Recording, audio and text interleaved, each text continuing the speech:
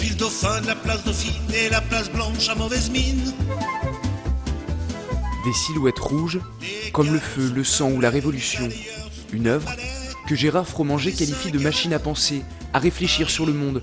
Un tremplin vers l'imaginaire. C'est en 1971 qu'il s'attelle à ce travail, 4 mois durant jour et nuit. Comme ses amis artistes, il réinvestit son atelier. 3 ans après mai 68, c'est le retour à la normale.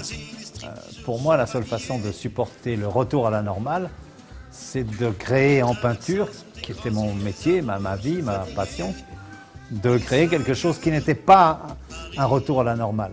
Au moins pouvoir me battre, résister face au retour à la normale par une œuvre qui à l'époque ne soit pas normale, n'était pas normale. Une des jolis mots de mai 68, c'était « l'énergie c'est nous ». Alors comment exprimer ça en peinture?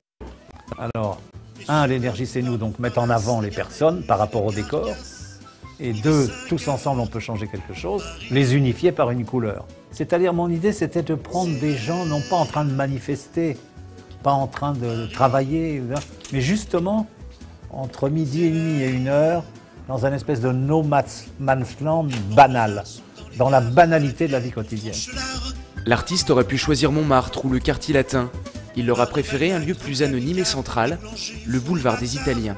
C'est un lieu, enfin c'était à l'époque un lieu d'abord historique d'une époque de Paris, de toute une époque de Paris, les grands boulevards, et un lieu neutralisé par à la fois d'un côté les quartiers périphériques et les banlieues, et de l'autre le centre historique et effectivement bourgeois de la ville de Paris. C'est un lieu très typique, symptomatique d'une densité sociologique de Paris qui m'intéressait.